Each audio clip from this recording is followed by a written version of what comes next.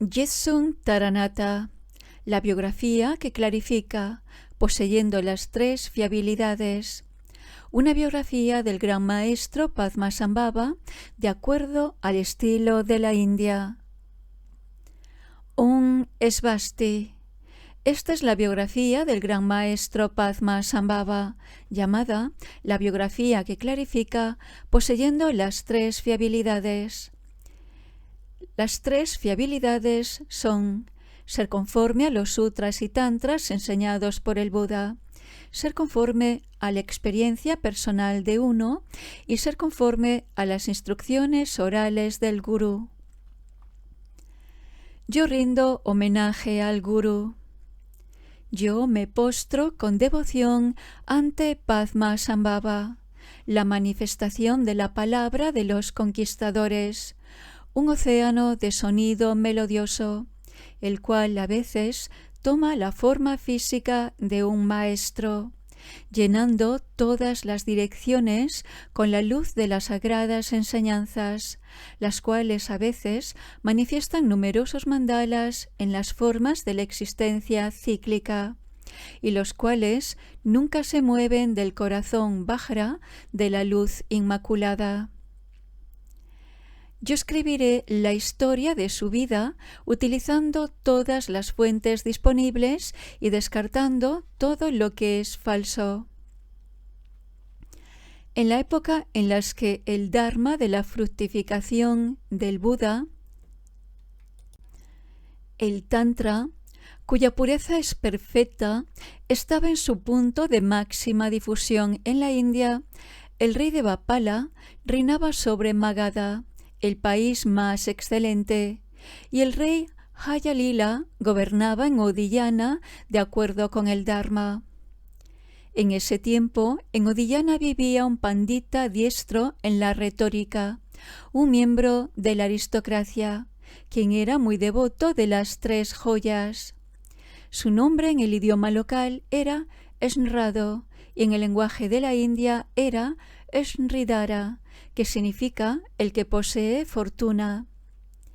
Él tenía un hijo con marcas corporales extraordinarias, tales como un cuerpo blanco con tonalidad sonrosada y la figura de un loto en su dedo anular, ojos y labios que eran como lotos en flor perfectos, las figuras de una flor de upala, un gancho, un lazo y muchos otros signos que denotaban virtud.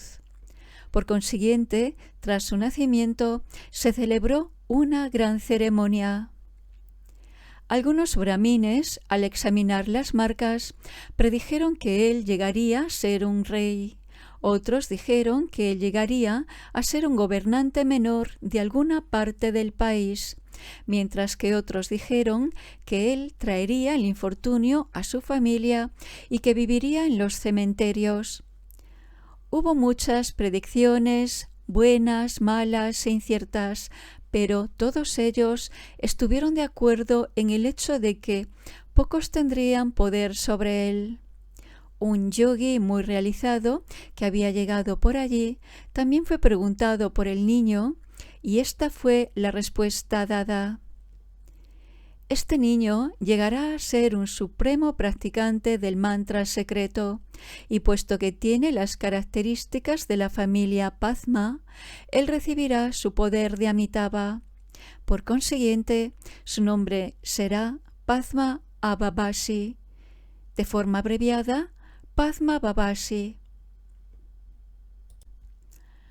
Según fue creciendo, se le enseñó escritura, dialéctica, medicina, artesanías, las 8 ciencias menores y demás, y recibió instrucciones en todas las artes menores sin ninguna dificultad.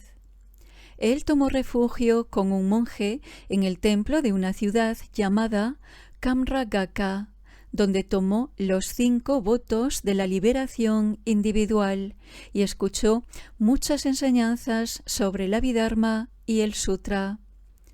Él pidió a un maestro tántrico llamado Santigupta que le diera las iniciaciones a los muchos mandalas de los tantras Kriya, Ubaya y Yoga, y todas las flores que él arrojaba caían solo sobre las deidades de la familia Padma. Del mismo modo, él escuchó todas las enseñanzas otorgadas por el hijo de un importante mercader, un gran Siddha llamado Sukadeva, quien se había realizado él mismo como Avalokitesvara, sin que hubiera dualidad. Él también escuchó las enseñanzas dadas por una prostituta llamada Sukadari, la cual era un ser altamente realizado que recibía directamente enseñanzas del Buda Vajradhara y que había acabado de llegar a Udiyana. De ellos recibió muchas instrucciones sobre los tantras secretos internos. Más tarde, mientras estaba practicando la aproximación completa, el logro y el gran logro, en un bosque, él oyó en primer lugar un ruido atronador y entonces fueron vistas muchas formas aterradoras, tales como un fuego en el bosque que destruía muchas casas. Se manifestaron muchos otros malos presagios, pero no interrumpió su meditación y siguió recitando los mantras. Después de esto, él vio en sueños a muchos Budas y Bodhisattvas que se transformaban en el Tathagata Amitabha. También el rey de las deidades coléricas, Hayagriva, apareció ante él como si fuera real, rodeado por un séquito de dakinis y de espíritus menores. No mucho tiempo después le llegó la hora de dedicarse a las actividades de la familia. Él solía ir con frecuencia al Palacio Real a cumplir con el mismo trabajo de la casta de su padre, la de un brahmin consejero del rey, ocupándose de los asuntos de la política. Él también predecía el futuro con la ayuda de la astrología. En aquel tiempo, Aksha Lila, el hijo del rey Hayalila, había empezado su gobierno, y puesto que Padma Babasi quería establecer el Dharma en el reino, él instaba al rey a dar un gran ejemplo de virtud.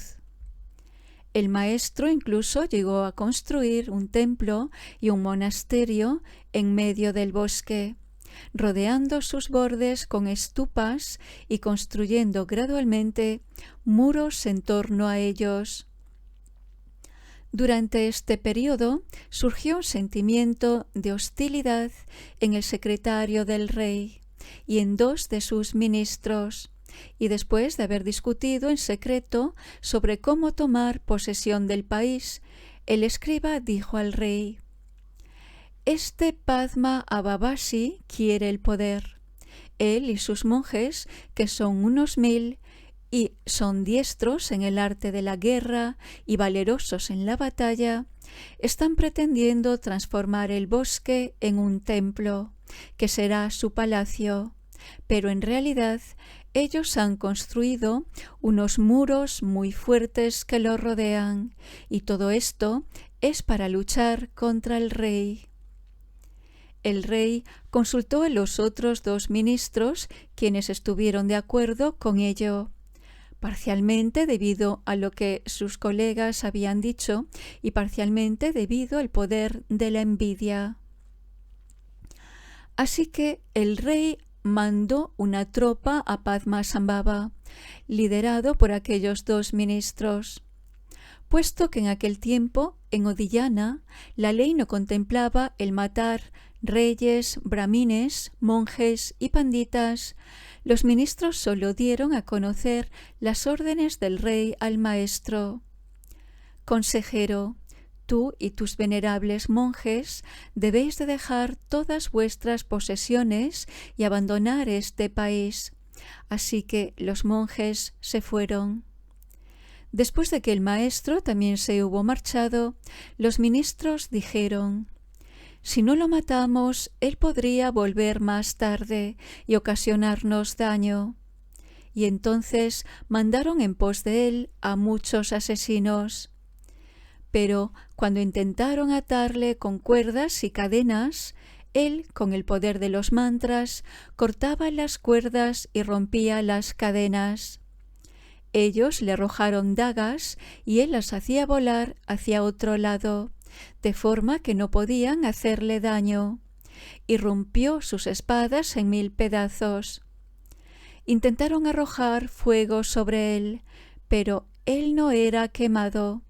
Lo tiraron al agua, pero quedaba flotando sobre el agua como si fuera un pequeño pájaro. Lo arrojaron por un precipicio, pero no resultó herido. Hicieron un agujero en la tierra y lo enterraron vivo, pero salió del agujero por una cueva situada un poco más allá. Finalmente ya no pudieron ni siquiera alcanzarle. Después de esto, el maestro no vivió en lugares poblados, sino que disfrutó vagando por los cementerios de un país a otro, entregado a la meditación, y los espíritus y los rakshas que vivían allí lo ayudaban. El secretario del rey, los 2 ministros y los asesinos, todos ellos murieron, algunos en un fuego que destruyó sus casas y algunos cometiendo suicidio, de tal modo que en unas pocas semanas no quedaba ni uno solo de ellos. El rey también murió mordido por una serpiente venenosa. Debido a estar habitando durante mucho tiempo en los cementerios, el maestro trabó amistad con espíritus, rakshas, demonios, comedores de carne y dakinis cuyos poderes eran grandes. Él se dedicó diligentemente a la recitación de mantras. Él tuvo visiones de todas las deidades coléricas de la familia Vajra, incluido el conquistador de los 3 reinos y asesino del Señor de la Muerte, Yamantaka, y los escuchó hablar. Él habló con Mahakala, con las 7 mamos y con otras deidades como si fueran seres humanos. Él venció a todos los nagas y yakshas perversos y obtuvo un gran poder a través de los mantras de cientos de deidades coléricas mundanas y de otras deidades mundanas. En aquel tiempo, gracias a los poderes mágicos que había obtenido recitando mantras, viajó junto con poderosos seres no humanos a través de los 8 más grandes cementerios existentes en el mundo desde tiempos inmemoriales. Él también se encontró con 8 maestros divinos, quienes habían vivido desde tiempo inmemorial, y él obtuvo de ellos todas sus realizaciones ordinarias. En el cementerio de Gorandakara, donde vivía el maestro Dhanushkrita, él obtuvo la realización llamada la espada, la que corta las obstrucciones. En el cementerio de Sansing Trikpar, donde vivía el maestro Shaipu, él logró la realización llamada Pili, que consiste en la fabricación de píldoras hechas de hierbas y minerales que ayudaban en el rejuvenecimiento y la buena salud. En el cementerio de Barwa Trikpar, donde vivía el maestro Nimaipu, él logró la realización llamada medicina para los ojos, que permite ver cosas que normalmente no son visibles. En el cementerio Hijiketjez Topa, donde habitaba el maestro Amritaprada, él recibió la realización llamada los zapatos, que es la capacidad de andar extraordinariamente rápido. En el cementerio de Atatathasa, donde vivía el maestro Shivankara, él logró la realización llamada la medicina que conquista las cadenas de la enfermedad en el cementerio de Palji-ne, donde vivía el maestro Vararuchi, que en Tíbet es conocido como Chokse. Él obtuvo la realización llamada tomando la esencia de la inmortalidad. En general, en la práctica de tomar la esencia, el practicante sustituye la comida con algunas sustancias derivadas de hierbas o de minerales que le permiten soportar el ayuno y obtener la mayor parte de su alimento directamente de la luz, la cual es la esencia de las formas materiales. En el cementerio de Chachochen, donde vivía el maestro Cherpu, obtuvo la realización llamada el vaso del tesoro, que es la capacidad de incrementar la riqueza. En el cementerio de Tumdrak, donde vivía el maestro Gampong, él obtuvo la realización llamada la esencia que transforma en oro. Se refiere a una transformación de los niveles material y espiritual. Con la obtención de estas realizaciones se convirtió en un Vidyadhara. Un Vidyadhara es un detentor del conocimiento.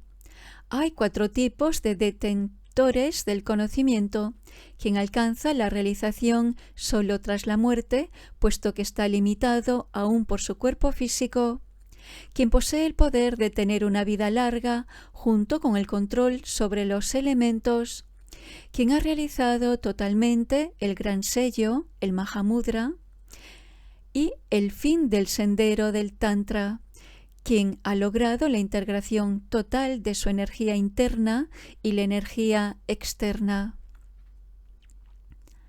Después de esto, él tuvo en mente el alcanzar el estado de un Buda haciendo uso de esas acciones, pero el Buda Amitabha se le apareció en un sueño y le previno de esta forma: tú no ves lo absoluto, y utilizando las acciones coléricas de poder sin estar en posesión del verdadero conocimiento, tú estás creando muchos obstáculos para la realización de eso que quieres.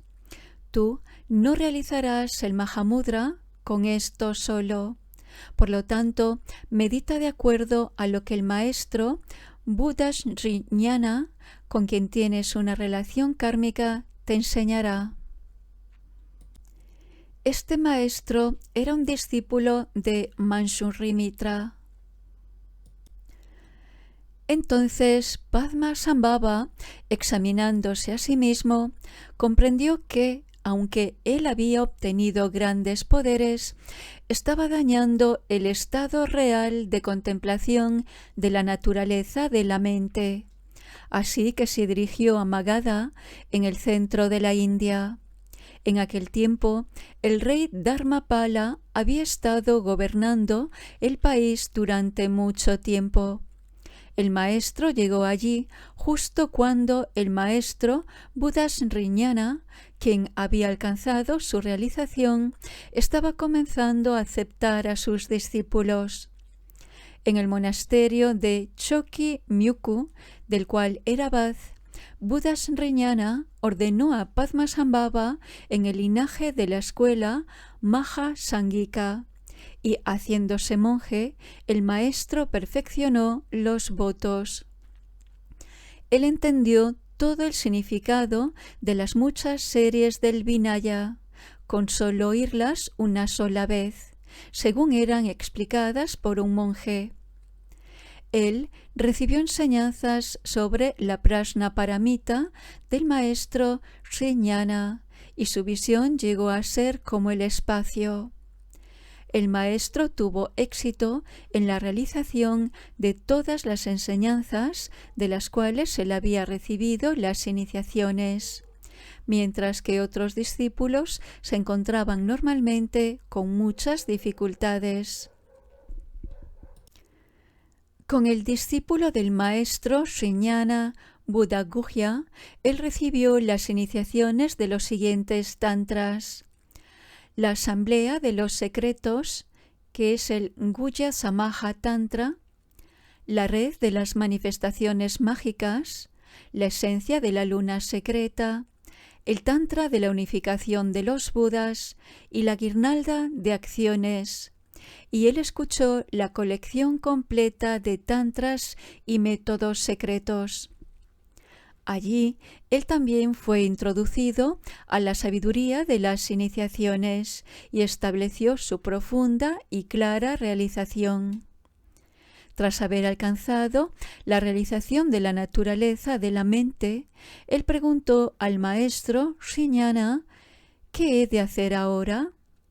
El maestro respondió: hacia el este, en el país de Bengala, en la parte norte de una ciudad llamada Pandruba, hay un bosque llamado Parsi, donde se elevan unas pequeñas colinas. Quédate allí una temporada y medita en Eruca. Él fue hacia allí y sin ningún esfuerzo encontró a una consorte con las características de la familia Padma, y durante 6 meses ellos entrenaron en la unión, la visualización de la deidad y su mandala, y su reabsorción, practicando para obtener el gran logro, que son los 2 estados de generación y culminación de la deidad meditacional. Mientras él hizo esto, los Budas de las 10 direcciones aparecieron ante él en persona y hablaron con él. Después de un tiempo, él realizó el supremo Mahamudra y manifestó el cuerpo Vajra. Entonces pensó: ahora yo quiero actuar para beneficio de todos los seres. En el norte de la India, en el país de Tirahuti, en los reinos de Taru, Kamaru, Nepal y otros, Padmasambhava enseñó el Dharma durante unos pocos años a muchos seres afortunados.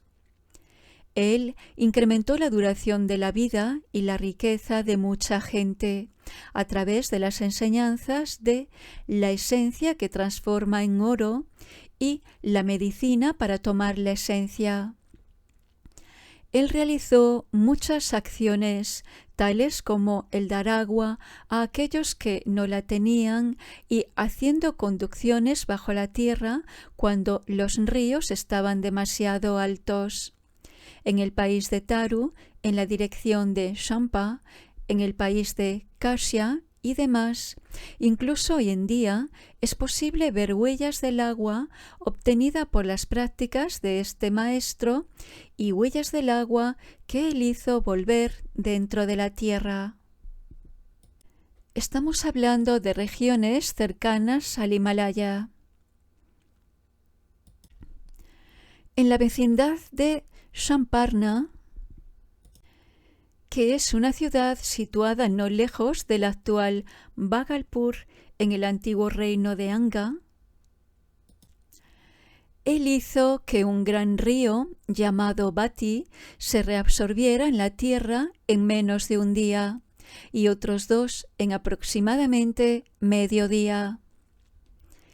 En aquel tiempo, en Trimala, cerca de Trilinga, en el sur de la India, en un bosque de sándalo, cerca de Lakshman, había un linga de Shiva surgido por sí mismo, llamado Shivastana, de pocos codos de altura.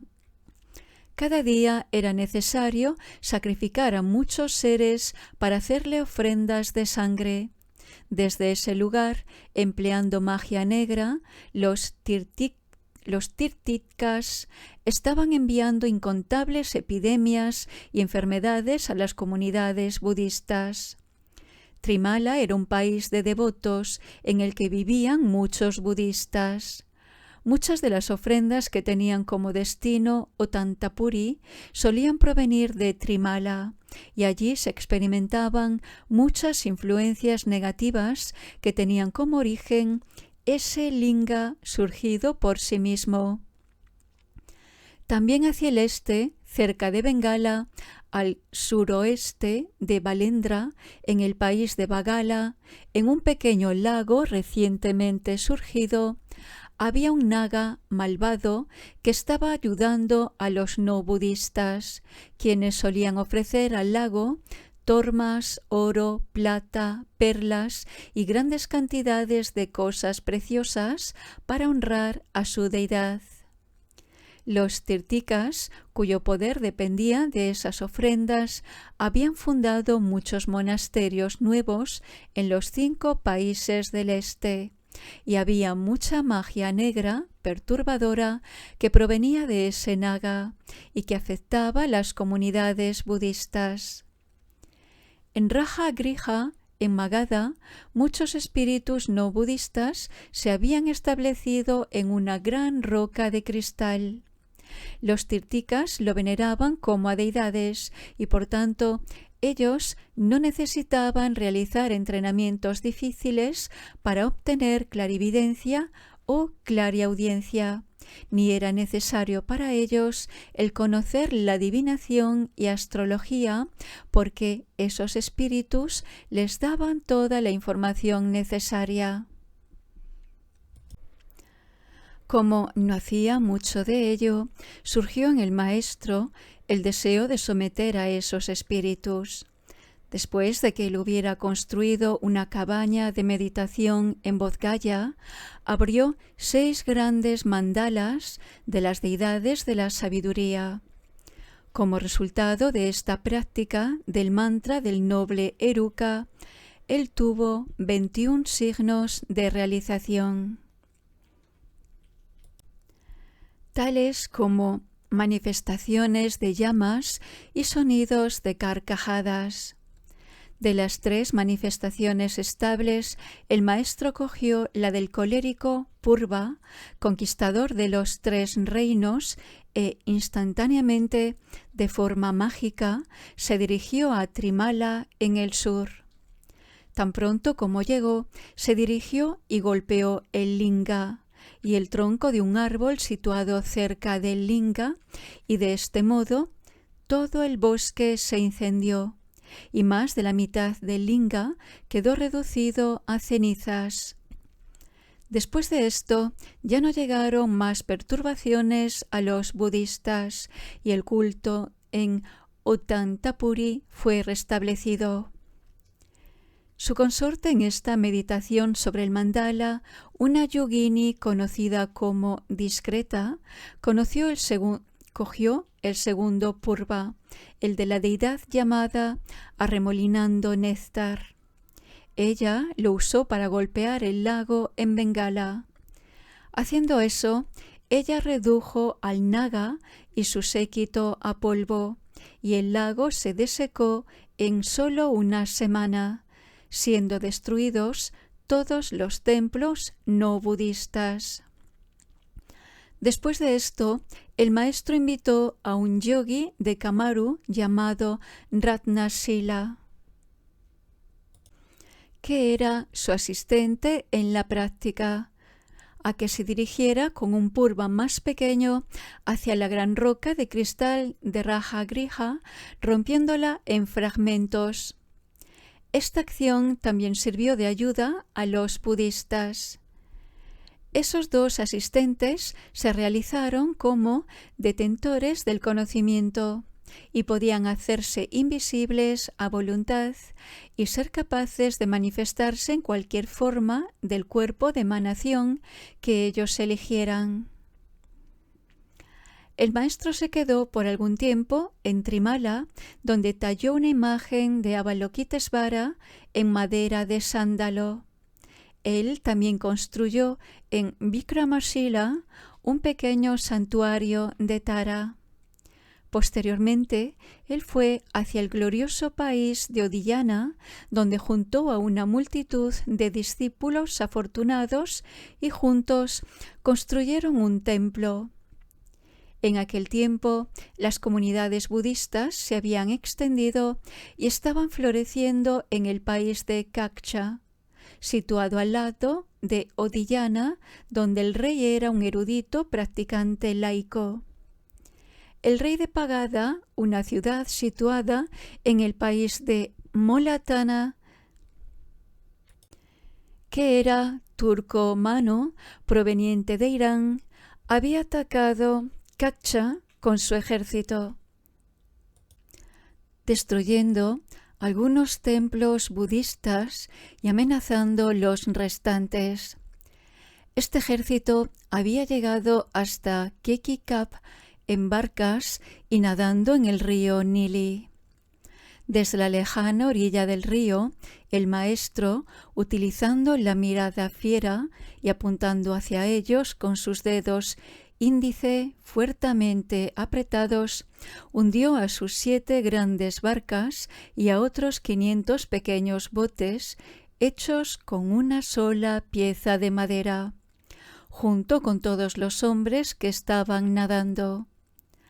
Todos esos guerreros turcos murieron y posteriormente ya no hubo más dificultades provenientes de los turcos en esa época, durante muchas generaciones. Ahora el nombre del maestro como monje era Padmakara, que en tibetano se dice Padma Yungne, y su nombre secreto, el cual recibió con la iniciación del mandala, era Padmasambhava, en tibetano Padma Yunden. En tiempos antiguos, entre la gente de Odiyana, él era conocido comúnmente como Kamala Kulisha, loto adamantino, en tibetano Padma Dorje. Además, puesto que él tenía los signos naturales de un loto perfectamente abierto y un vajra en su entrecejo, cuando era niño le había sido dado el nombre de Padma Abhabasi, luz de loto, en tibetano Padma Oserden. Sus discípulos respetuosamente le llamaban Sri Mahasukha, gran gozo, en tibetano Pal Dewa Chempo. Más tarde, cuando retornó a Odiyana, él fue conocido como Padma Vajra, puesto que él realizó acciones similares a las del antiguo Pal Dewa Chempo, y por eso la población local le dio el nombre de Padma Vajra. En las regiones del este, oeste, sur y centro de la India, la mayor parte de las cuales ya han sido mencionadas, él benefició a los seres de muchas formas, en particular en las regiones del norte del río Ganges, hasta Nepal y también en Droding, de las cuales él fue el primer conquistador. Desde entonces ha habido muchos seguidores puros de su palabra. Además de esto, él benefició muy especialmente al Tíbet, es decir, que entre todos los seres, humanos y no humanos, que estaban viviendo en el país desde tiempos antiguos hasta hoy, parece que no hay ni tan siquiera uno que no haya llegado a ser discípulo suyo, incluso si uno considera solo uno de sus nombres y manifestaciones físicas. También, en cuanto a sus discípulos se refiere, nadie puede poner un límite a sus biografías, puesto que ellos realizaron el Sungyuk. Esos yogis y yoginis pueden extender la duración de su vida y manifestarse a voluntad, sin limitaciones de espacio y tiempo. La principal acción característica de este maestro era el someter a los seres no humanos, incluso en el continente menor de Nyagyak. Los cientos y los miles de años son un breve periodo de tiempo para algunos de los seres que habitan esos mundos menores. Por lo tanto, es difícil, en lo que a ellos se refiere, medir el tiempo e identificar los lugares e individuos.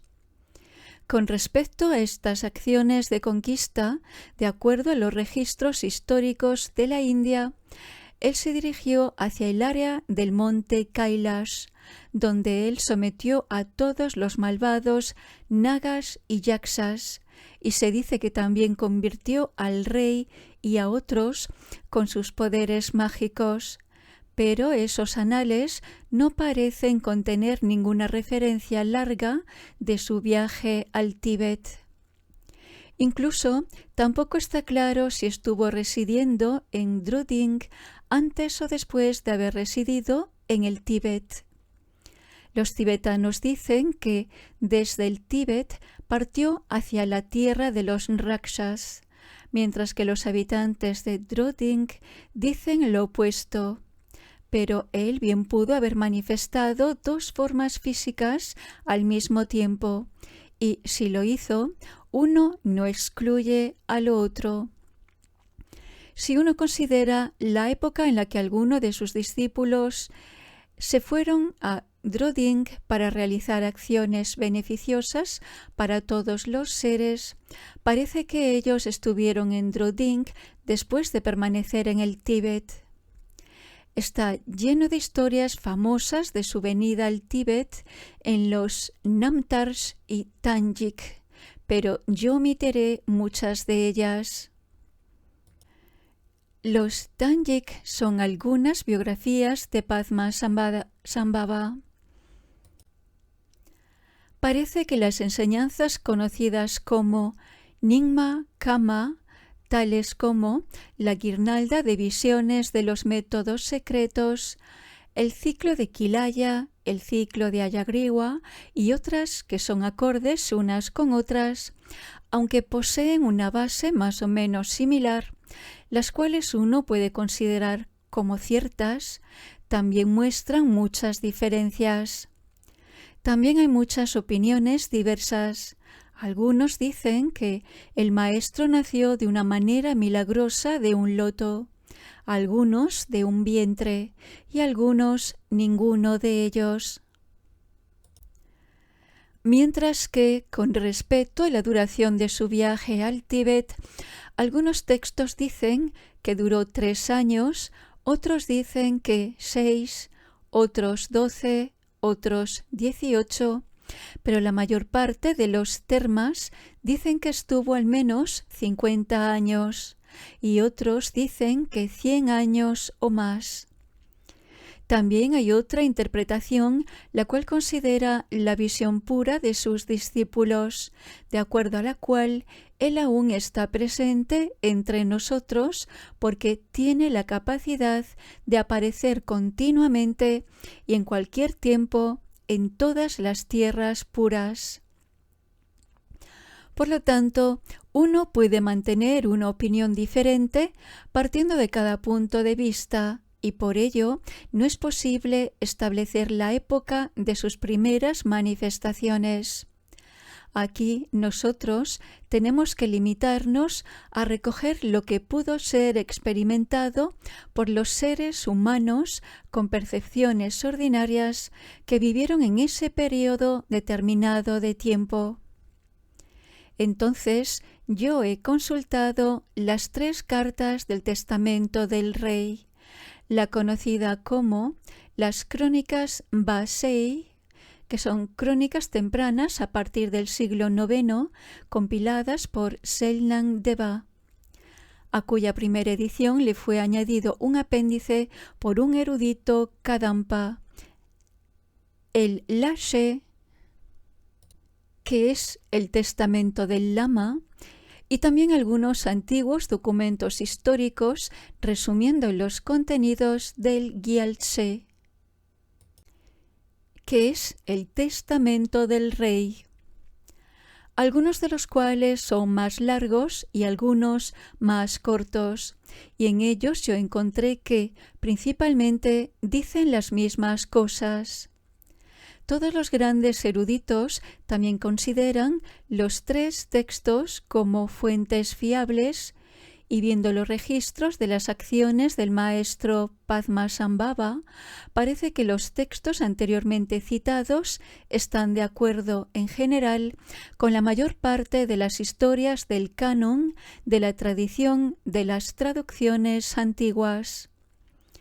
Guashey y Basey son 2 formas diferentes de pronunciación, pero su significado es el mismo.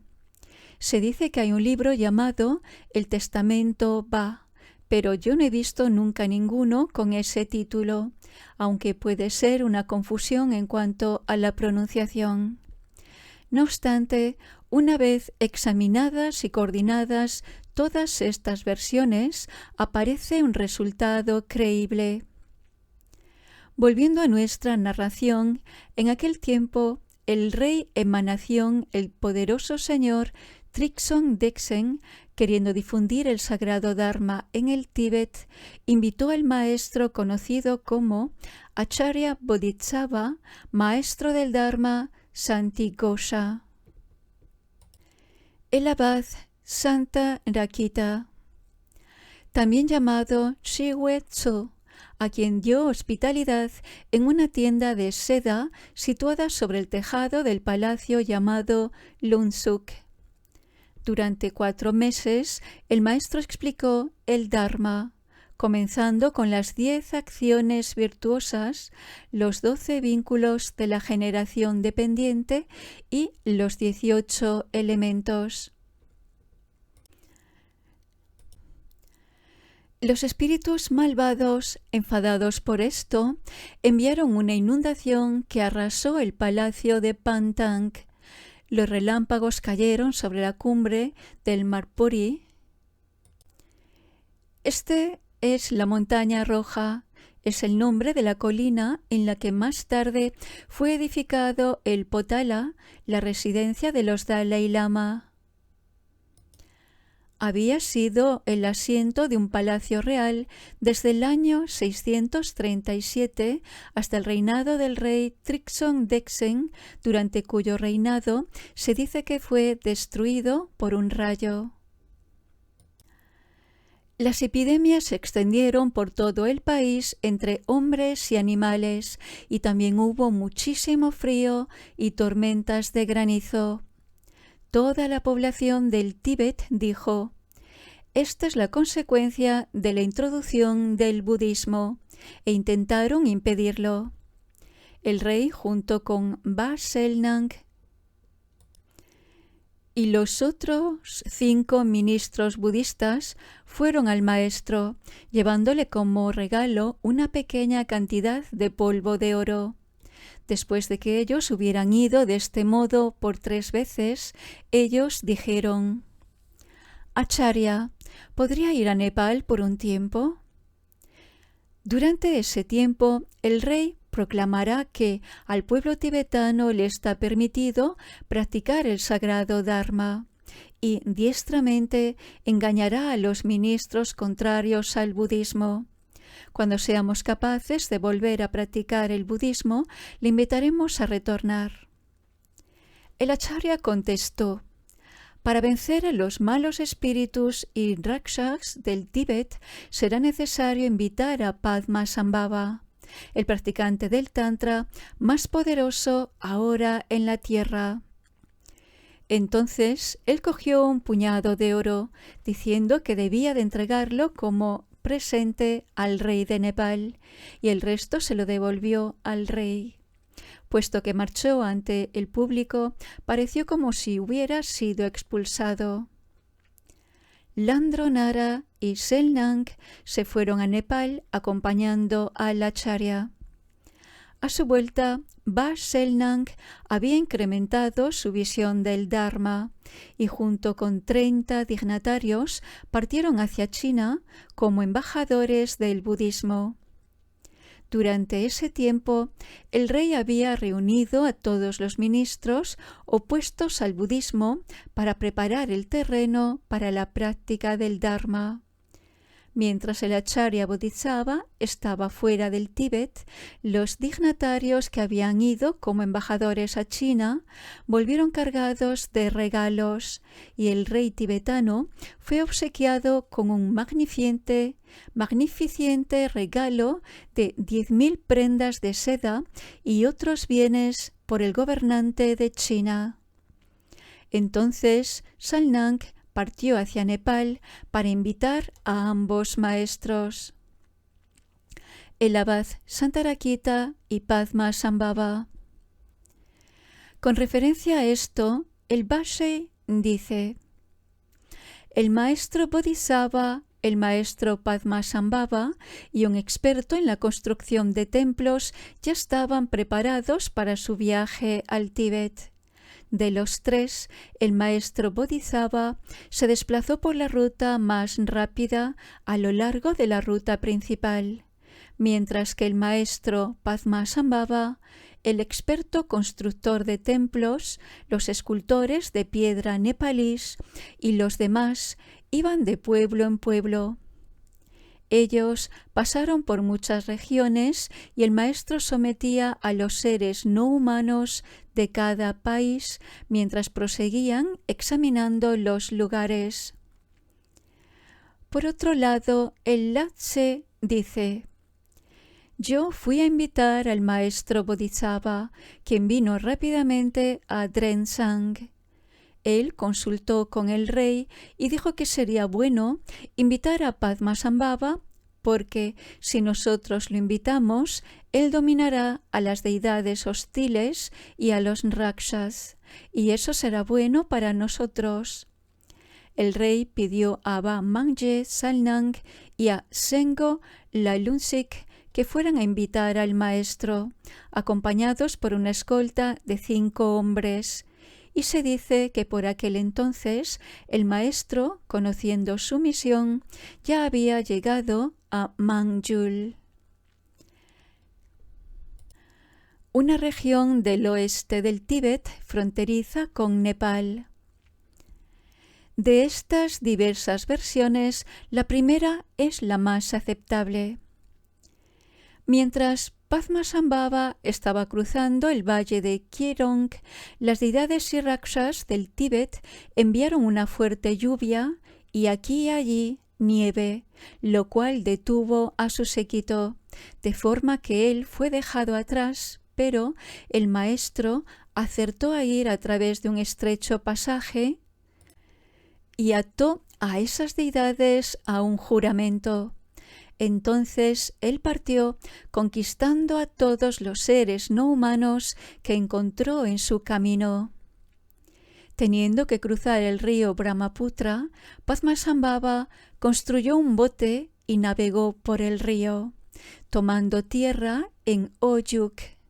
Entonces continuó su viaje diciendo: si yo cruzo este paso, donde hay muchos seres infernales cuya vida es efímera, yo realizaré acciones compasivas.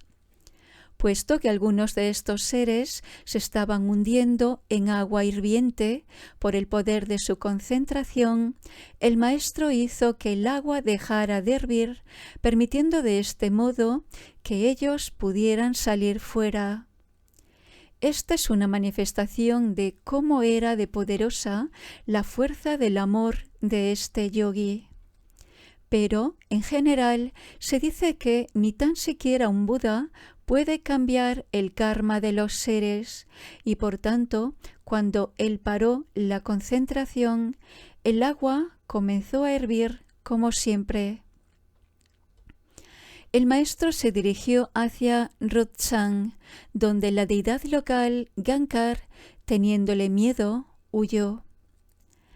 Tras llegar a Nam, que está en la zona del lago Namtsop, el maestro dijo: ahora tengo que someter a Tangla, y partió en aquella dirección. Cuando llegó al lugar, él comenzó a cocinar la carne de una oveja y de un burro en una gran cacerola de cobre.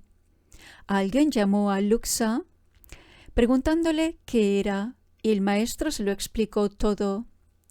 Luxa dijo: «Ja, ja, veamos cómo sometes al yaksa».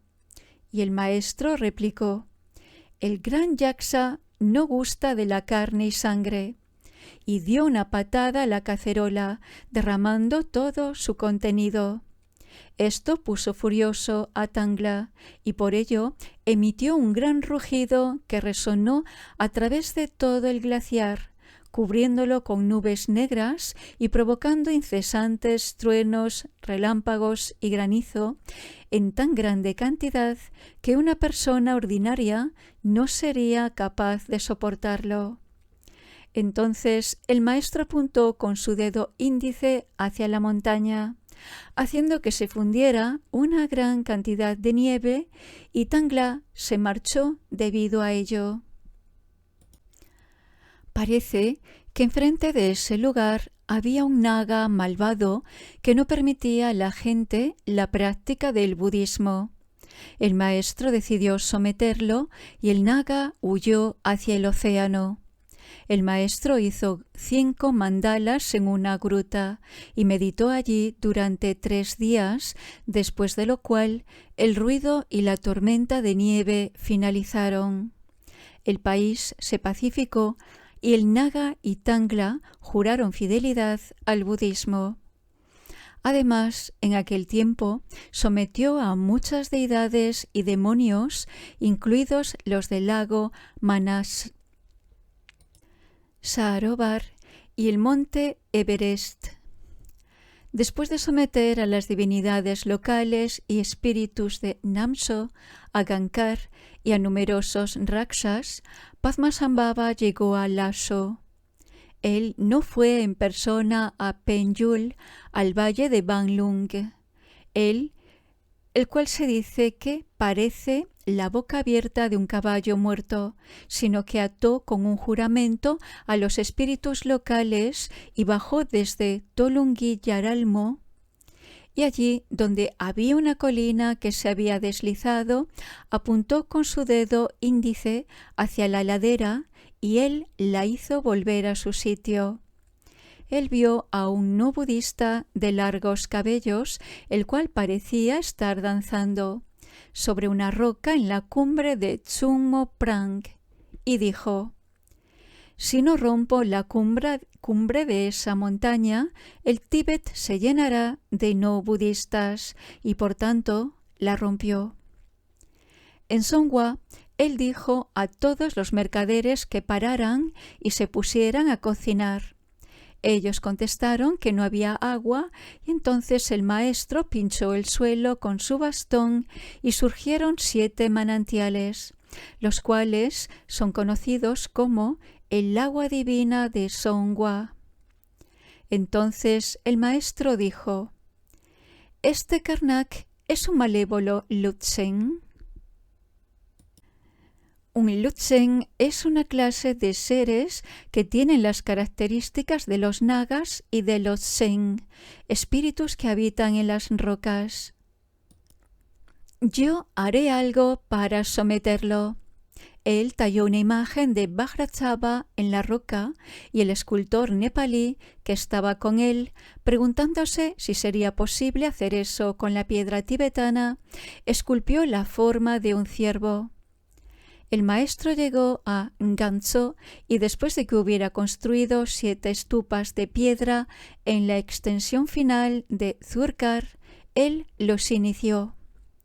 Después de esto, el maestro fue al bosque de tamariscos del palacio de Drakmar, donde un mensajero le dio instrucciones con respecto a ir a encontrarse con el rey y a pedirle que se postrara ante él. El maestro replicó: «El rey no podría soportar mi postración», y diciendo esto, se postró ante una gran roca, la cual se partió. Él se postró ante algunas prendas y objetos pertenecientes al rey, y se convirtieron en humo. Por tanto, fue el rey quien tuvo que postrarse ante el maestro. Al día siguiente fue a Dragmar Drensang, donde se había terminado de construir un templo, el cual era similar al templo chino de Gutaisang. Puesto aún no había sido consagrado, invitaron al gran maestro a hacerlo. El rey y el primer ministro no estaban presentes allí, mientras que muchos dignatarios y público habían acudido a ver. El maestro trató a las estatuas de las deidades como a gente real y realizó un ritual invitándolos al lugar de la ceremonia. Puesto que la gente que había acudido no creyó que ellas pudieran acudir, a medianoche todos ellos fueron a echar un vistazo portando lámparas. El interior del templo estaba completamente vacío, no quedaba ni una sola estatua allí, aunque ellos las buscaron, tanteando incluso con sus bastones, pero, puesto que no pudieron sentir nada, decidieron que las estatuas no estaban allí. A la mañana siguiente, fisgando a través de una rotura de la puerta, ellos vieron que las estatuas estaban todas de vuelta en sus sitios como antes, y el maestro Padmasambhava estaba haciéndoles ofrendas a ellas, las cuales comían y hablaban con él directamente. Ese día, las lámparas y el incienso se encendieron por sí mismos. Se podía oír todo tipo de música, aunque no había nadie tocando. Las campanas tocaban por sí mismas.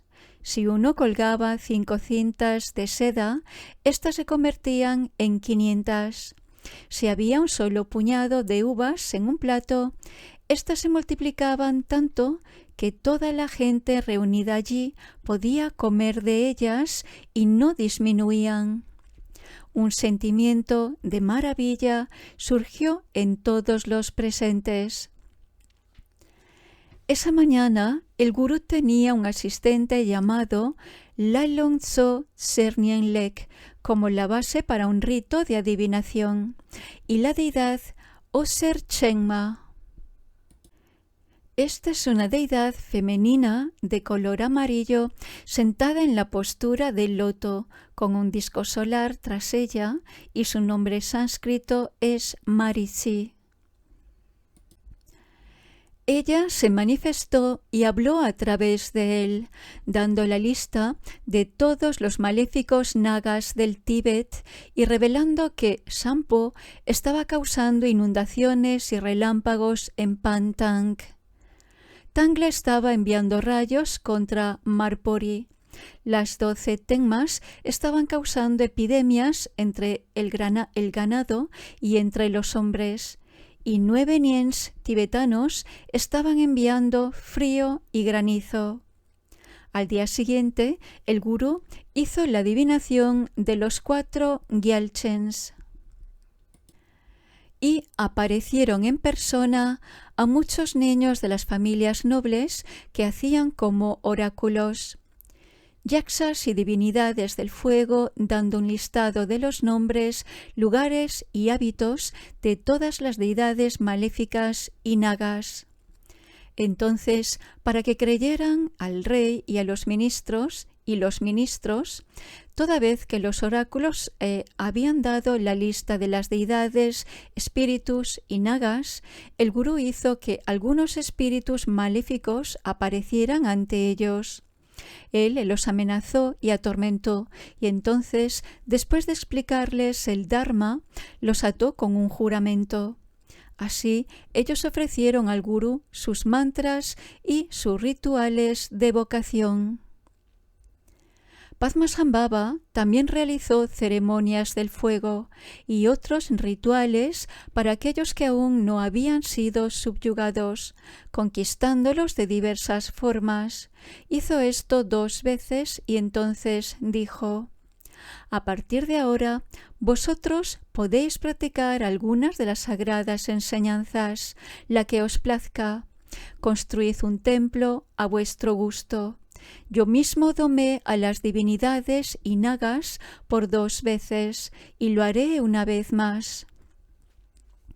Después de esto, él se dirigió al bosque de Surpu Kyampu, situado cerca de Palacio, y allí sometió a Zichen, el naga del Madro, y también a otros seres. Zichen le dijo: sobre la superficie de la tierra, Trixon Dexen es el más poderoso. Bajo la superficie de la tierra, yo soy el más poderoso. Nos haremos amigos. Yo le ofreceré 14 mulas cargadas de polvo de oro para ayudar en la construcción del templo del rey. Tal como prometió, él tenía el oro traído de Konglang Pona y el oro llegó. El gurú también sometió al Gyalpo Bekar. Mientras Padmasambhava estaba haciendo el mandala para conquistarlo, Bekar pasó a echar una ojeada. Entonces el gurú lanzó 2 purvas contra sus ojos y, puesto que quería escuchar los mantras, lanzó otros 2 purvas en sus oídos. Puesto que Bekar intentó mofarse del gurú que estaba recitando mantras, arrojó uno más contra su lengua. Entonces Bekar intentó escapar y el gurú lanzó más contra sus miembros para pararlo. Entonces el gurú gritó: «Ahora voy a quemarte». Y Bekar, aterrorizado y domado, hizo el juramento. Tras su conversión al budismo, se convirtió en un protector del Dharma.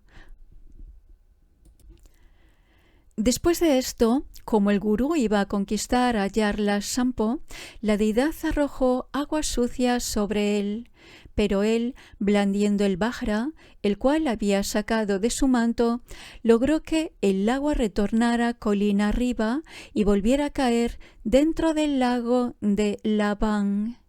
Entonces, introduciendo el Vajra dentro del lago, hizo que el agua hirviera, y así se fundió una 1/3 parte de la nieve del Sampo. La deidad se sentó en lo alto del glaciar y dijo: «Tú me has fastidiado haciendo esto». Y el gurú replicó: «Tú también me has molestado. Si a partir de ahora no haces el juramento, te quemaré».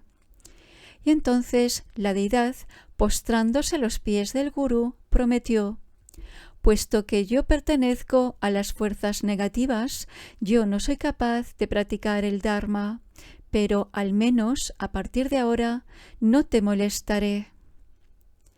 De esta forma, Padmasambhava, en un período de unos 6 meses, había atado a la mayor parte de los seres no humanos a la promesa de proteger el Dharma.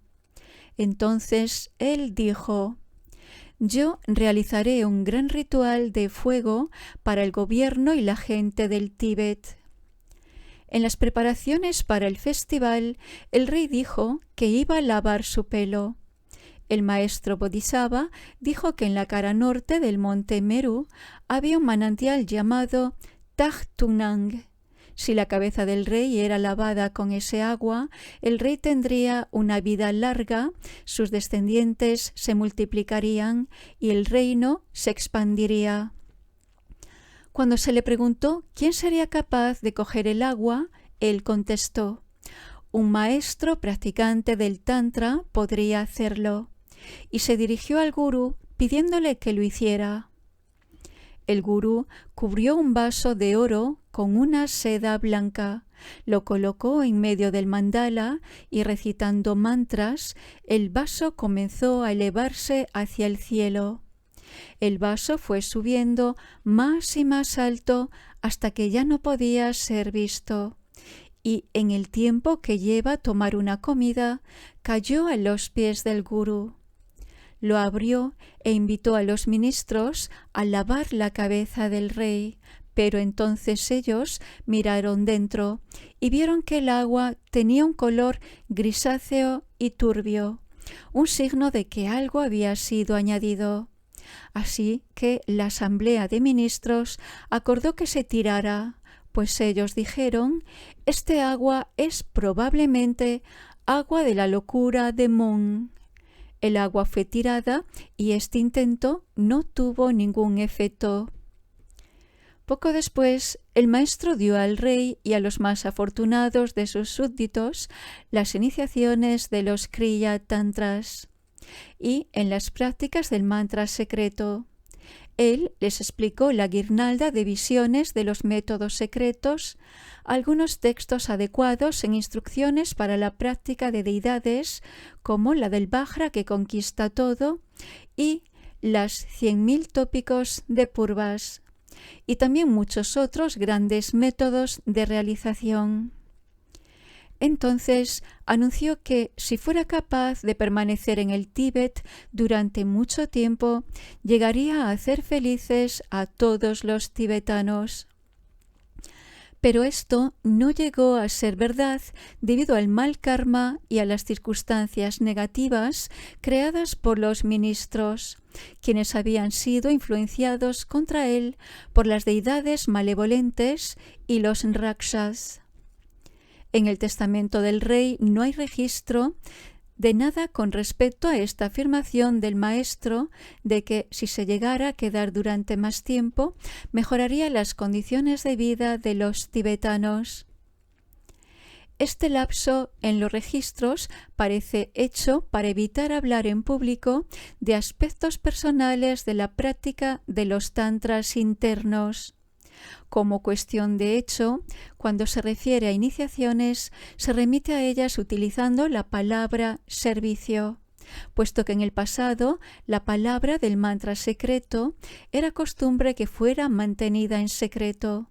Incluso el significado de la palabra iniciación solo era divulgado entre los círculos de practicantes y no al público.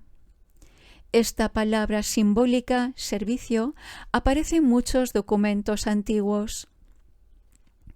Las siguientes historias aparecen en común dentro de las historias de la guirnalda de visiones de los métodos secretos y en la guía para las sesiones del grupo de práctica de la Daga Vajra, hecha por Odren Palge Yeshe, y en otras diversas historias en las que se da cuenta más o menos de las mismas versiones con respecto al mismo hecho, que es que mientras el maestro estaba sirviendo, esto es, dando iniciaciones al rey, sus dos reinas más importantes, Sepongsa Metodon y Drosatri Gyalmotsung, quien más tarde fue conocida por su nombre de monja, Yomo Chamchuye, pidieron ser consortes de la ofrenda del mandala.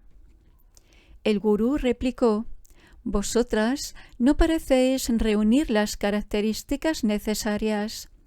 Entonces el gurú anunció que, no obstante, Chimsa Lamo Tsen y Karchen Sogyal serían adecuadas. Esta Karchen Sogyal es Yese Sogyal. Alguien se preguntó cómo podía ser posible que acudieran, puesto que vivían a una gran distancia, y a ello el maestro replicó diciendo que no había ninguna dificultad.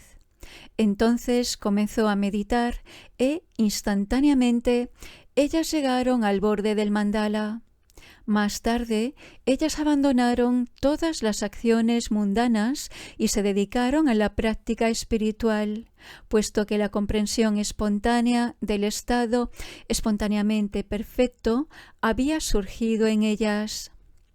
Esto también está expresado claramente en las 3 versiones del testamento del rey, que dice: esas 2 yoginis se dedicaron a la práctica de la meditación desde su juventud, pero no hay trazas de templos construidos por ellas.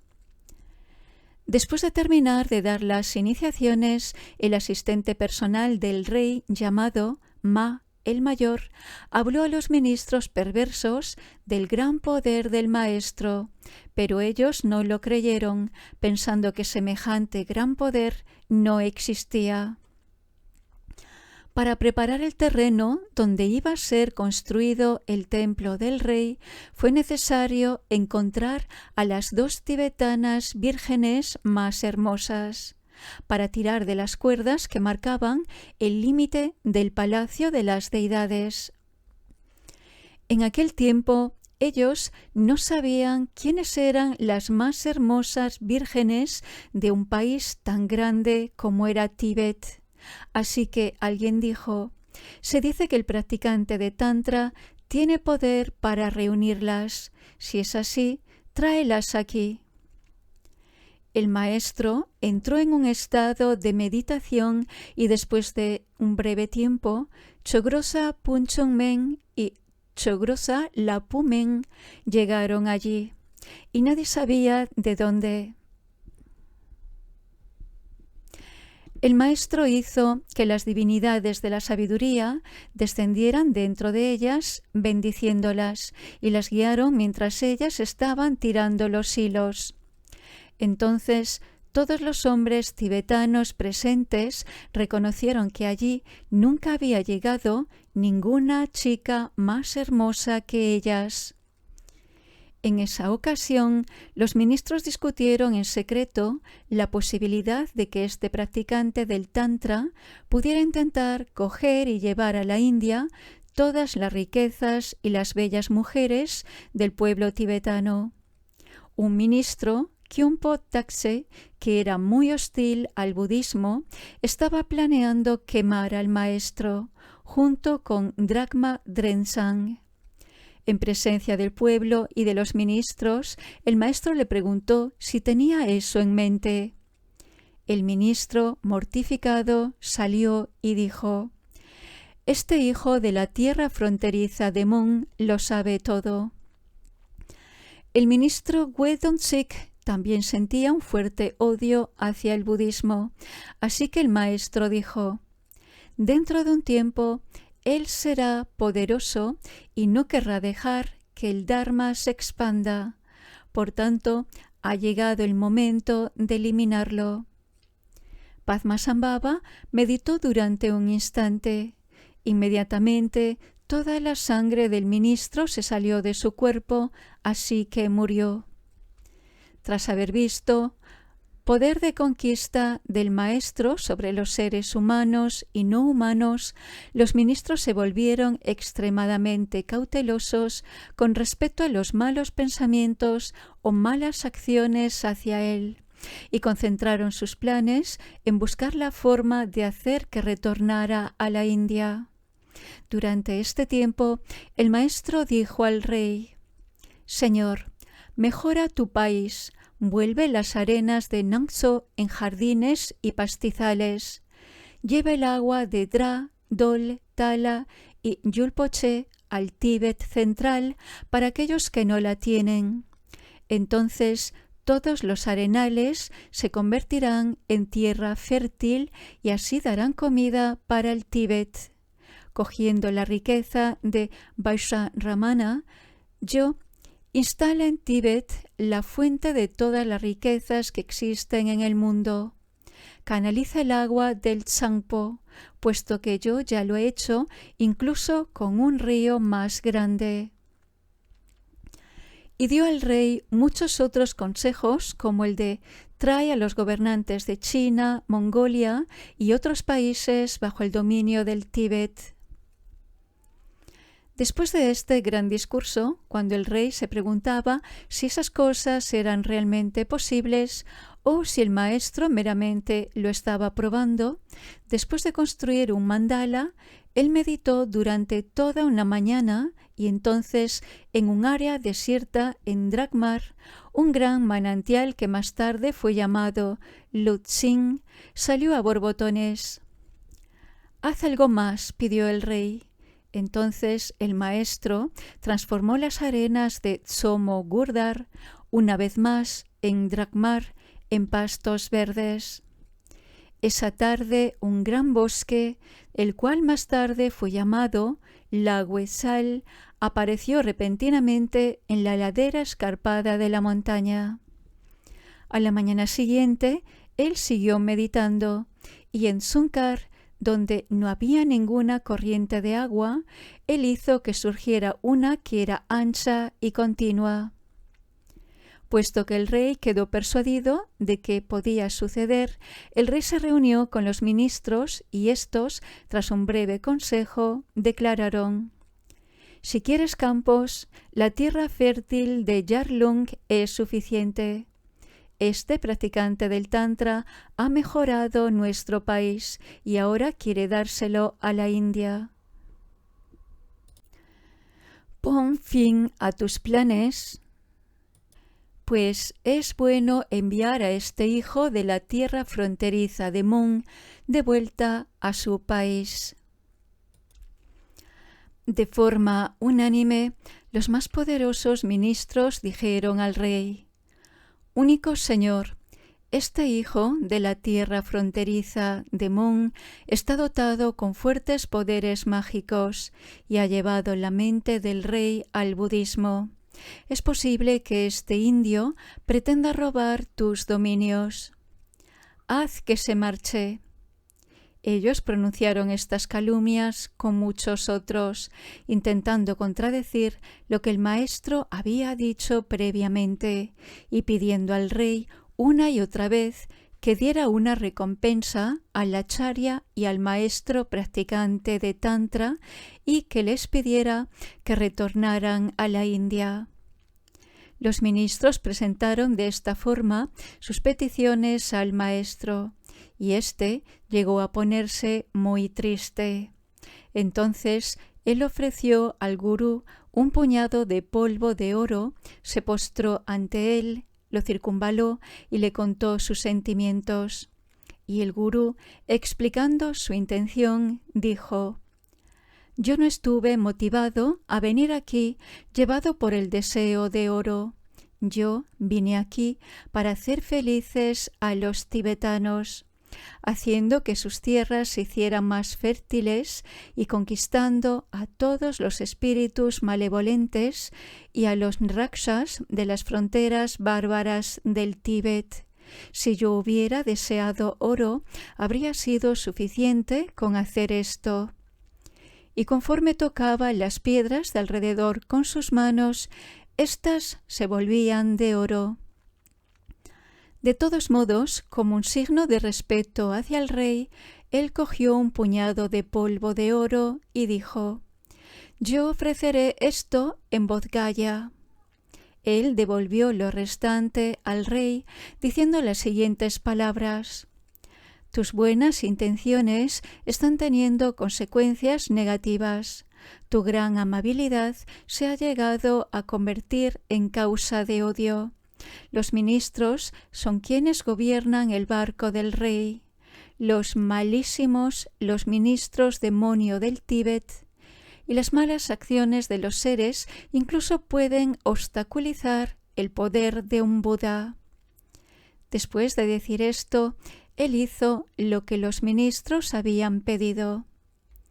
Durante las iniciaciones, la flor que el rey lanzó cayó sobre las 5 deidades del noble Avalokitesvara y más tarde el rey realizó la forma interna de las 5 deidades de Ayagriva. Este Ayagriva del templo de Aryapalo relinchó, y su sonido se oyó en 2/3 partes del mundo. Incluso la red de manifestaciones mágicas se refiere a esta estatua. Ayagriva es la forma colérica de Avalokitesvara. Y el templo de Aryapalo, dedicado a Avalokitesvara, pertenece al complejo monástico de Samye.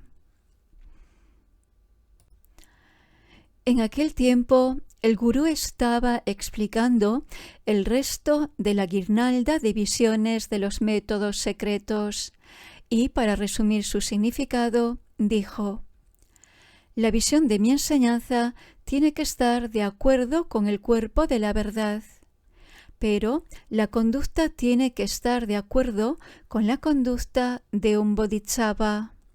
Si la conducta está determinada por la visión, habría una forma de visión nihilista resultante, por la cual no habría consideración de lo bueno y lo malo, y entonces sería difícil de remediar. Si la visión está determinada por la conducta, uno estaría condicionado por las cosas materiales y de esta forma sería incapaz de liberarse. En mis enseñanzas sobre la naturaleza de la mente predomina el aspecto de la visión. En el futuro habrá gente que entienda el significado de las palabras, pero no lograrán confianza en base a la experiencia y querrán intentar muchas formas de ayudar a los seres. Él no pudo terminar la explicación completa de los métodos secretos y su plan de hacer un ritual de fuego para incrementar el poder de la dinastía real fue abandonado. Tampoco tuvo éxito en subyugar a las deidades hostiles y a los nagas por una tercera vez. Pero, puesto que podía ver el futuro, él transmitió a sus discípulos muchos mantras de las acciones coléricas y escondió muchas otras en recipientes de arcilla, junto con muchos textos sobre las enseñanzas. En general, se dice que a través de sus manifestaciones mágicas, él escondió 108 tesoros de enseñanzas y otras riquezas en diferentes países. Entonces, él pronunció muchas veces esta invocación: que puedan aquellos que han hecho ofrenda de su ego y de todas las cosas transitorias disfrutar en esta o en otra existencia el fruto del gran vehículo del yoga, en el lugar supremamente sagrado llamado Ojmin. Él dio una gran cantidad de consejos personalmente a cada discípulo y entonces partió súbitamente. 2 ministros con fe, Lote Gunagong y Sang Niensang, lo acompañaron a lomos de caballo en su retorno a través de Rulak hasta Mangyul. Algunos ministros dijeron: este practicante del Tantra tiene un gran poder. Si no lo matamos, lanzará un conjuro sobre el Tíbet. Y entonces, en secreto, enviaron tras él a 18 sicarios despiadados a caballo. Mientras tanto, el maestro había alcanzado Mangyung y entonces él advirtió: por la mañana vendrán personas que querrán hacernos daño. Al día siguiente, los 18 asesinos llegaron a Dongbak Trang y, con sus armas en las manos, se dispusieron a atacarlo. Entonces el maestro mostró un gesto ritual y los cuerpos de todos ellos se quedaron tan rígidos como estatuas, de tal modo que ni siquiera podían hablar. Más tarde, el maestro y sus acompañantes se marcharon, y mientras estaban cruzando algunos pasos de montaña que había en el camino de vuelta, el maestro dijo: era necesario someter a los espíritus, rakshas, deidades y nagas del Tíbet 3 veces.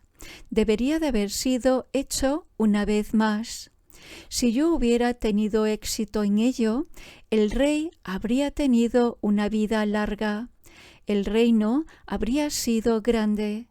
La dinastía real hubiera sido muy poderosa y el Dharma habría durado mucho tiempo, permaneciendo impreso en las mentes de la gente. Pero en vez de ello, la rueda del Dharma será girada una vez más y entonces habrá una gran lucha y el Dharma afrontará un periodo de decadencia. Aquí, Guru Rinpoche profetiza el período oscuro del rey Langdharma, que sometió al budismo a una persecución implacable, que en el Tíbet quedó severamente dañado.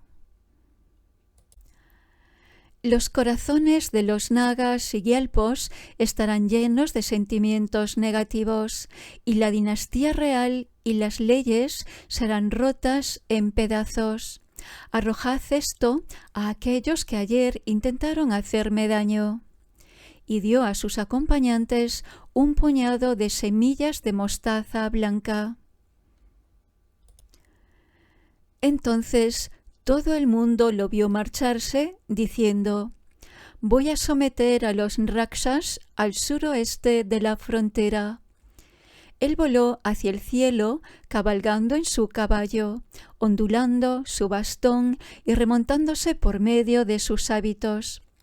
Ellos dijeron que en el área del Tíbet, llamada Guntang, fueron vistos relámpagos.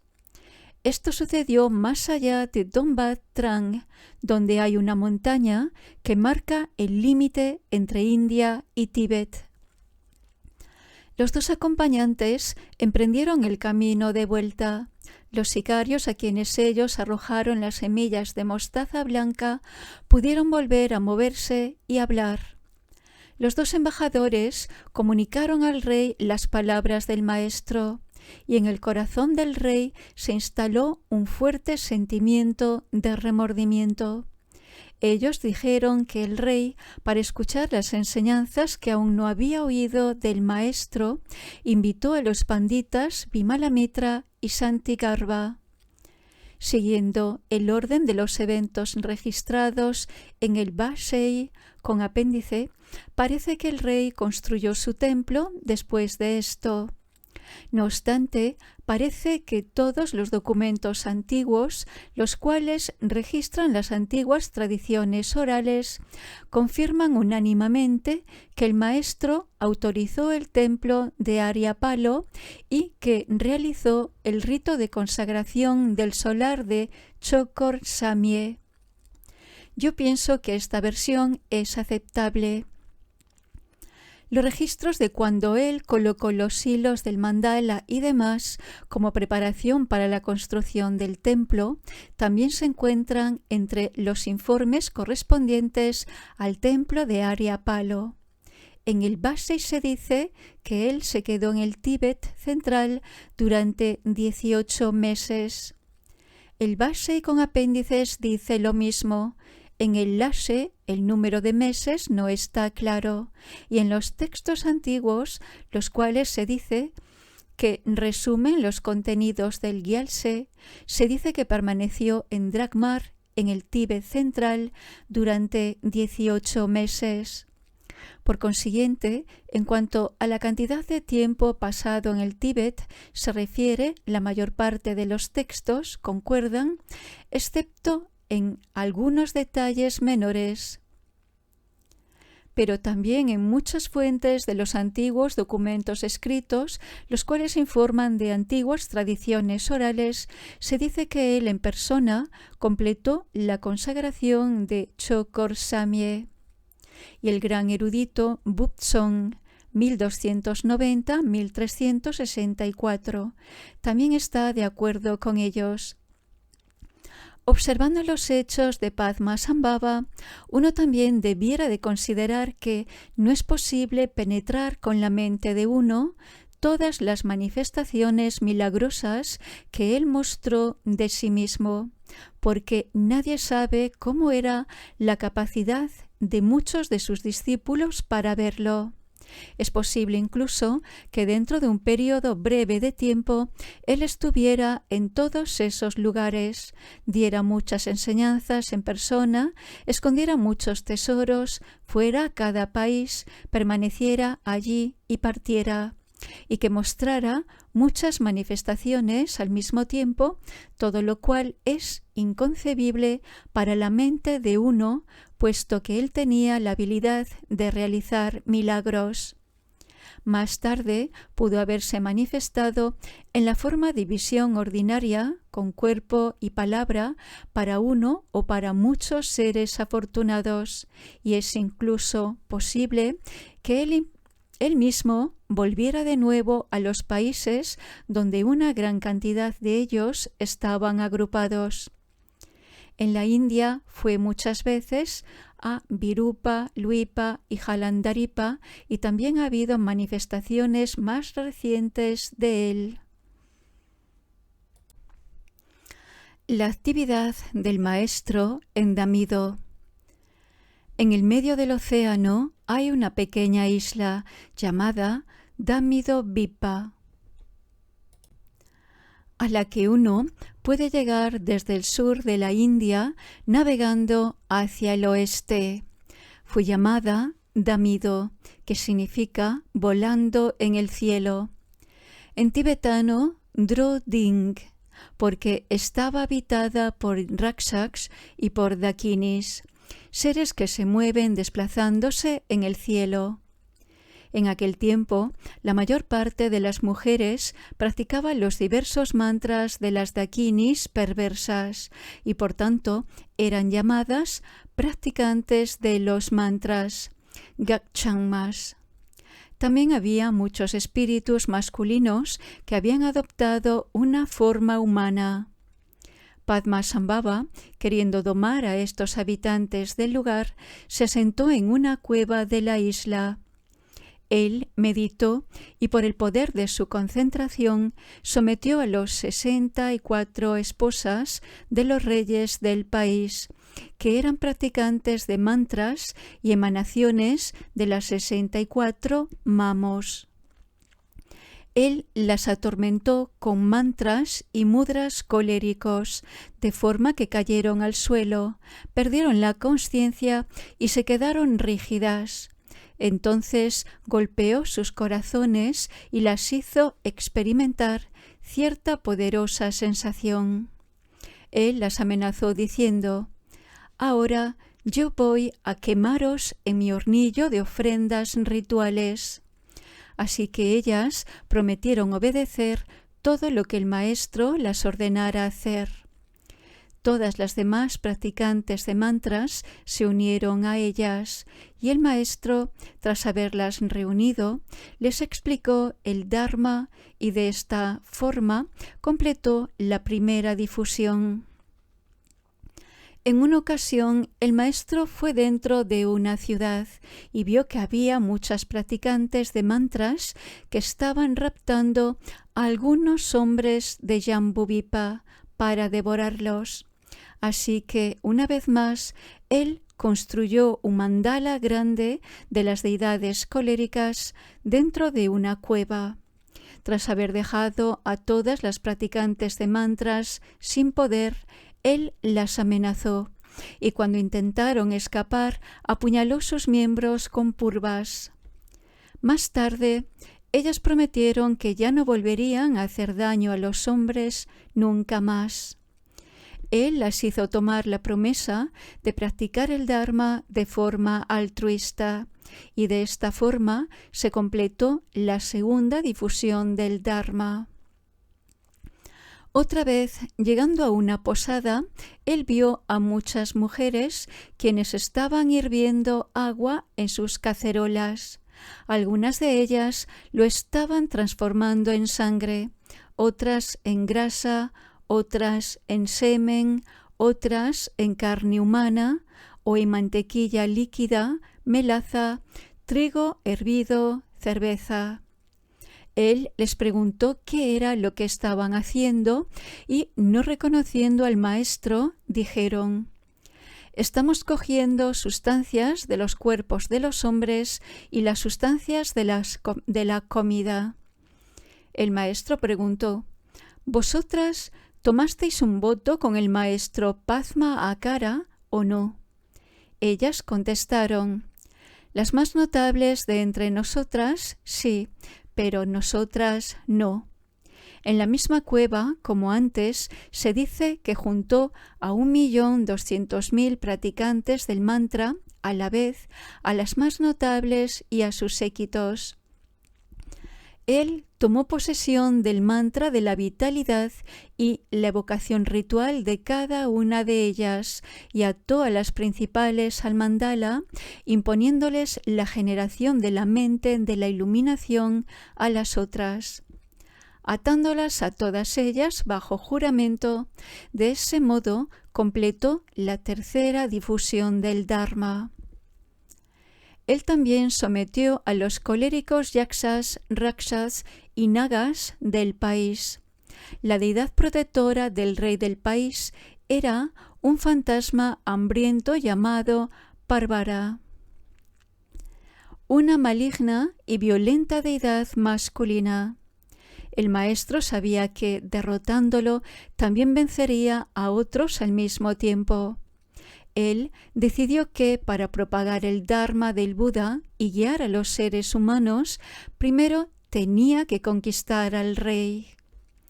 Pensando que también sería necesario convertir a la gente de ese país, él se asentó en un bosque cercano al Palacio Real. Allí, por el poder de su concentración, él gradualmente reunió a todas las esposas del rey para que fueran las consortes de la ofrenda del mandala. El rey supo que ellas no estaban en palacio y que tras haberse vestido como mujeres del pueblo, estaban rodeando al maestro. Así que al día siguiente, el rey, junto con su ejército, blandiendo las armas, fueron a enfrentarse al maestro, quien arrojó mostaza blanca a los guerreros, y todas las armas y el equipamiento de ese ejército fue pasto del fuego, y la sangre de todos los hombres corrió fuera de sus miembros, quedando rígidos, mudos y locos. Permanecieron así durante 3 días. Entonces, como estaban a punto de morir, los hombres lo invocaron y él los revivió, esparciendo sobre ellos algo de agua que cogió de un vaso. Entonces ellos se postraron a sus pies e hicieron lo que el maestro les ordenó. Y de este modo él expandió el Dharma del Buda. Entonces ellos invitaron a unos expertos de Magadha en el centro de la India.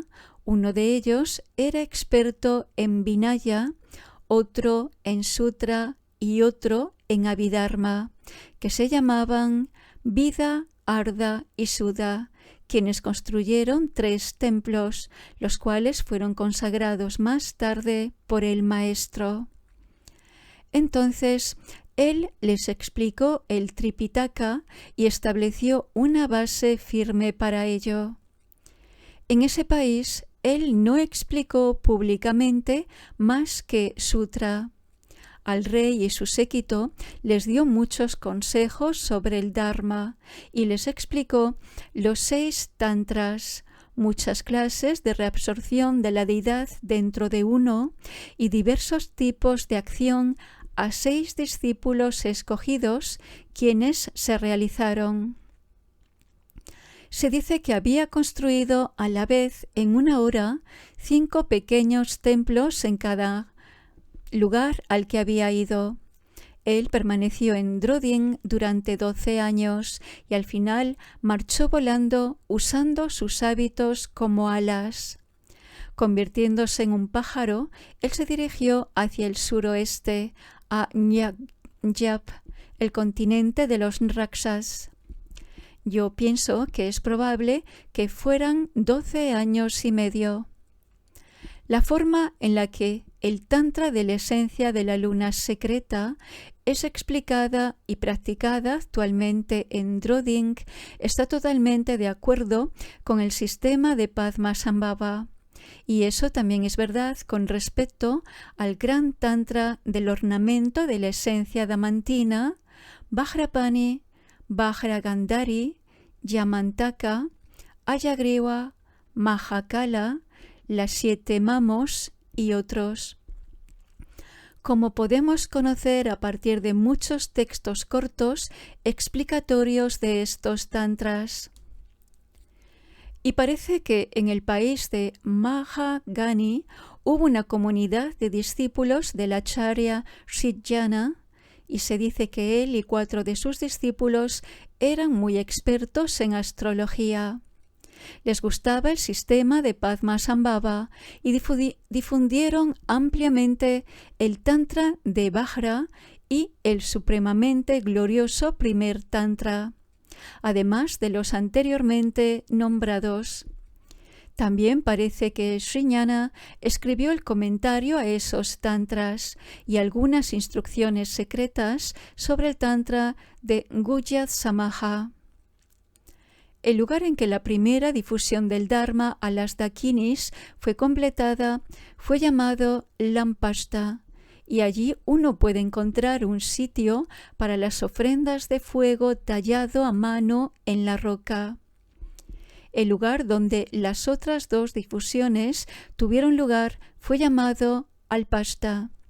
Allí uno puede encontrar las huellas de los purvas que fueron arrojados a las dakinis.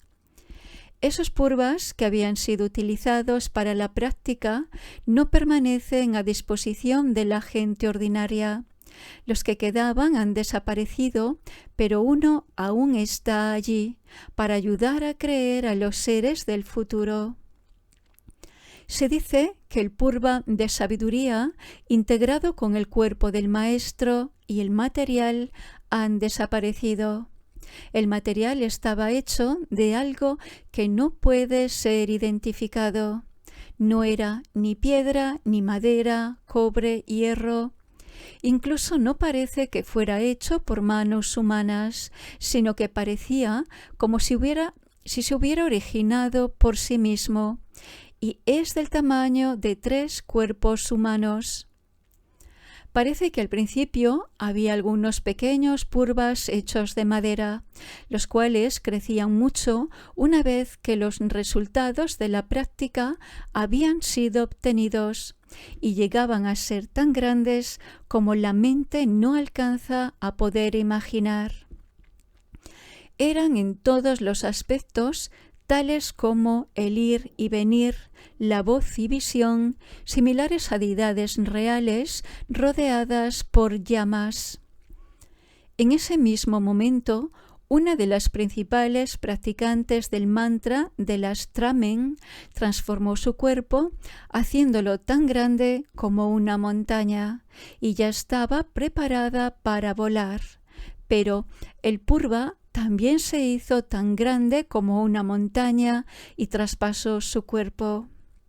El purva de sabiduría se dice que está integrado con el cuerpo del maestro y que una vez que la luz y las llamas han sido extinguidas, la parte material de él permanece. Conclusión. La historia de este maestro, tal como ha sido transmitida por el Mahasiddha Santigupta, está bastante difundida en la India e incluso de forma más detallada nos ha sido transmitida por el Acharya Lai Jungden de Droding. Yo personalmente oí estas narraciones de los discípulos directos de estos maestros y escribí este libro confiando en muchos textos antiguos que han sido preservados y los cuales cuentan cada uno de forma acorde al otro cómo Padmasambhava había actuado en el Tíbet para el beneficio de los seres. Yo también oí algunas enseñanzas orales de este maestro, las cuales pasaron a mí a través de panditas indios que la recibieron en Droding. Yo personalmente no he visto los documentos históricos indios, sino aquellos que pertenecen a las historias de los linajes de los maestros de mis maestros, quienes fueron eruditos iluminados. Yo he consultado muchos libros sobre la difusión del budismo en el país de Droding y los he comparado con las versiones que me han sido transmitidas oralmente por algunos hombres eruditos, santos y venerables. Por lo tanto, en esta obra mía no hay nada que haya sido aminorado o eliminado, mientras que hay muchas razones para añadir algunas narraciones más verdaderas y asombrosas. Entonces, de acuerdo a lo que ellos dicen en India, este maestro fue también al continente de Hurmung, a Sankodara, Danakosha, Rukma y otros, a beneficiar a los seres, pero yo no pude encontrar sus historias.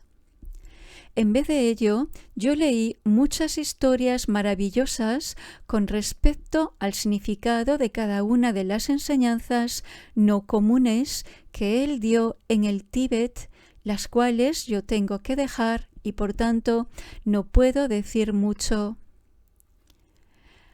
Pero aquí yo tengo que decir que algunos sujetos de mente estrecha han escrito muchas historias que ellos mismos han inventado para hacer que la gente tenga fe. Puesto que la mayor parte de las personas son muy ignorantes, también es posible desarrollar fe en algo que no tiene un significado real o en algo imperfecto. Pero cuando un erudito ve o escucha esto, él se siente avergonzado y comienza a dudar de la pureza de las enseñanzas y de la gente. Por tanto, esto es una acción demoníaca, no hay nada más dañino que esto. En este caso, no es demasiado el abandonar todas las dudas sobre las maravillosas historias que yo he relatado. De este modo, con estas pocas palabras, yo triunfo sobre los cientos de ficciones que han sido ensambladas en grandes volúmenes llenos de invenciones. Que pueda yo también, en virtud de este trabajo, llegar a obtener una realización similar a la de este protector y guiar a todos los seres a la liberación. Todo lo que yo he escrito de una forma clara, pura y creíble viene directamente del poder que este protector inspira en mi corazón. Yo considero como seres sin esperanza a todos aquellos que, estando envueltos en los intereses mundanos, construyen sus posiciones sobre la base de sus creencias, mientras que la fe de aquellos que me siguen a mí y a mis palabras es como el néctar para la mente y los oídos de los eruditos. Esta biografía de Padmasambhava, el gran maestro de Odiyana, una emanación de la palabra Vajra de todos los Tathagatas, que es llamada la biografía que posee las tres fiabilidades, fue compuesta en Yomonak, una ermita en Nagyal, por el errante Taranatha, a la edad de 36 años, 1610. A petición de Kunga Palsang, el hombre loco de Sang, quien vive y vaga conmigo y con la intención de incrementar mi propia fe. Mangalam. Traducido al castellano por el Upasaka Losang Gyatso.